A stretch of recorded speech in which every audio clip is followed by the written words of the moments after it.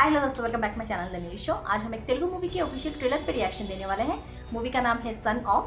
इसमें साई सिम्हाद्री, विनोद कुमार, मीरा राज, वसु इंटूरी और बहुत सारे लोग हैं। इस मूवी के राइटर और डायरेक्टर हैं बातला सतीश और म्यूजिक डायरेक्टर है ऋषि एम। तो चलिए बिना किसी देर के शुरू करते अपना रिएक्शन।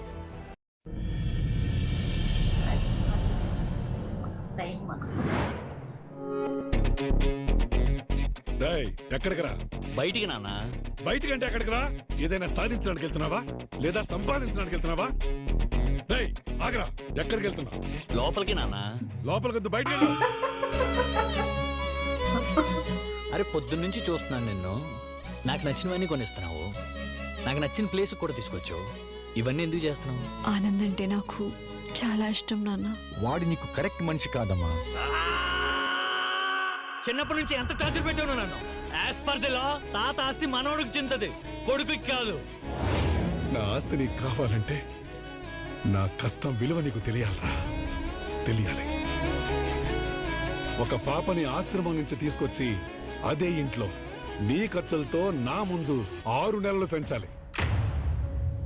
6 నెలలు ఏంటి సార్, 12 నెలలైనా పెంచుతాను. అప్పుడు 6 నెలలు పెంచడానికి అయ్యే ఖర్చు ఎంతో తెలుసా? ఎంత అవుద్ది? మెల్లిమెల్లిగా రేపటి నుంచి నీకే తెలిసిపోతుంది అల్లుడు.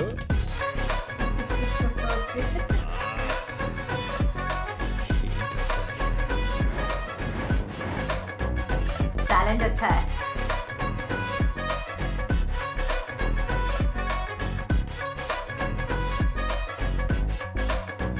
అయినా పిల్లల్ని పెంచడం చాలా కష్టం మామా.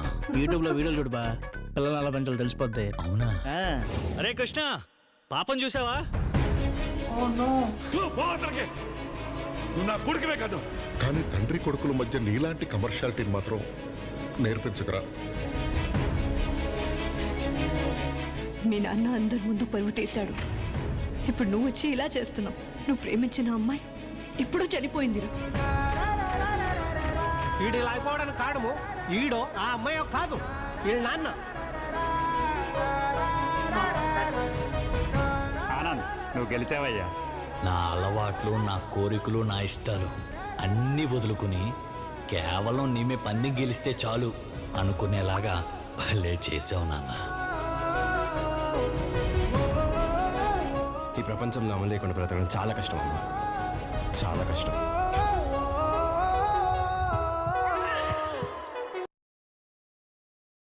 वाव। स्टार्टिंग में मुझे थोड़ा कॉमेडी एंटरटेनर लग रहा था, थोड़ा कॉमेडी लगा था। जिस तरह से विनोद कुमार सर अपने बेटे से कैरेक्टर में जिस तरह से बात कर रहे थे, बाहर क्यों जा रहे हो, अंदर जाओ, अंदर क्यों जा रहे हो, बाहर जाओ, उनके वो मुझे थोड़ा फ़नी फीलिंग काइंड ऑफ दे रहा था। मूवी ऐसे ही जोरवेल होने वाली है, बहुत फ़नी डायलॉग्स होंगे इसमें, but it took a very very serious turn. Like हाँ, ये सच में सोसाइटी में बहुत इस तरह के स्टोरीज चल रहे हैं कि जो भी बेटे होते हैं अपने बाप को रेस्पेक्ट नहीं देते हैं, उनको जितना प्यार मिलना चाहिए वो नहीं देते हैं, and they just want their property, and that's very sad. और उस टॉपिक को, उस कॉन्सेप्ट को लेके मूवी बनाना, दिखाना दुनिया को कि इस तरह के बेटे हैं, तो प्लीज़ सोचिए कि उस बाप ने इतनी प्रॉपर्टी कैसे कमाई है, कितने हार्डशिप्स, कितने स्ट्रगल्स के बाद उन्होंने तुम लोगों को बड़ा किया है। दैट्स रियली कमेंडेबल यार, बहुत ही अच्छा कॉन्सेप्ट है। एंड आई थिंक बच्चे को भी सोचना चाहिए कि, एंड इसमें बहुत सारे डायलॉग्स आए हैं कि इसकी गलती नहीं है, उसकी गलती नहीं है, उनके डैड की गलती है। बार बार उनके डैड के ऊपर फिंगर उठा के पॉइंट आउट कर रहे थे।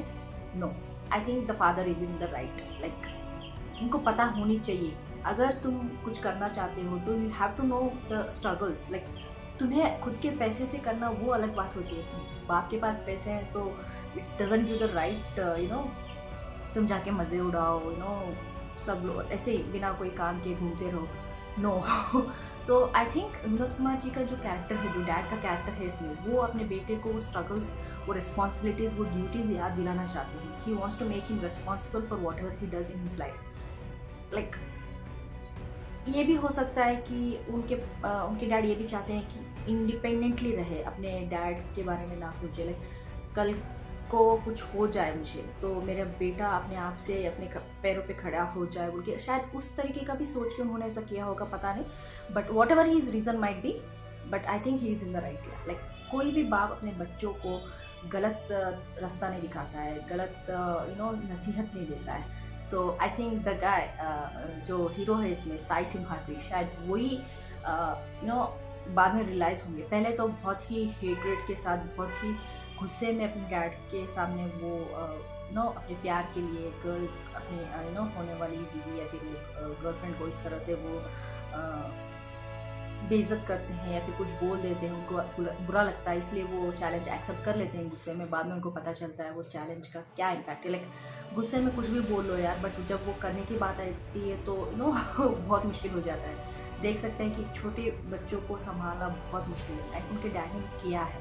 उनकी माँ कब उनको छोड़ते चली गई, but the looks of it, जब वो छोटे से बच्चे थे, I think during birth only she passed away, वैसे ही लगा मुझे. शायद उनके जो भी हार्डशिप्स हैं वो उनको बताना चाहते हैं कि मैंने बचपन से तुम्हें अकेले तुम्हें बड़ा किया है, तुम्हें पढ़ाया है, तुम्हें रिस्पॉन्सिबल करने की कोशिश की है. बट माइट भी वो होता है ना, बाप और बेटे के बीच में वो क्लियरली ओपनली बात नहीं कर पाते हैं, वो क्लोजली नहीं रह पाते हैं.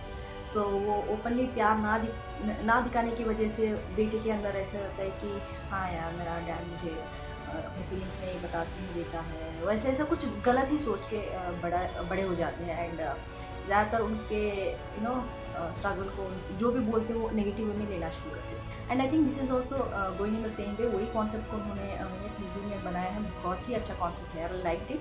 एंड आई एम गेसिंग इस मूवी में बच्ची को बड़ा करते करते शायद उनकी वो रिस्पॉन्सिबिलिटीज़, उनके डैड ने कितना स्ट्रगल किया है मेरे लिए, उन्होंने कितना सैक्रिफाइस किया है, उनको पता चलेगा.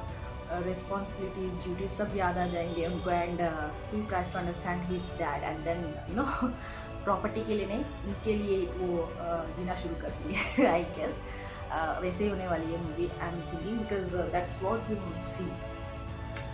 आई एम नॉट श्योर अगर ये सच में कुछ एक रियलिटी में वो एक एंडिंग देना चाहते हैं तो क्या देंगे. नेगेटिव में वे में देंगे तो most of the people might not know.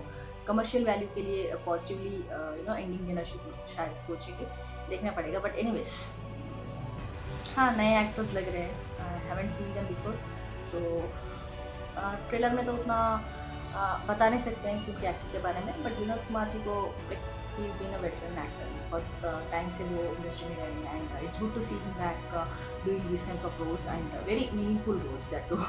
बहुत अच्छा था यार. आप लोग बताएं आपको क्या लगता है, कमेंट्स में जरूर लिखिए. भेज दीजिएगा, लाइक शेयर सब्सक्राइब करना मत भूलिएगा. फिर मिलते हैं अगले लेक्चर में, तब तक के लिए बाय.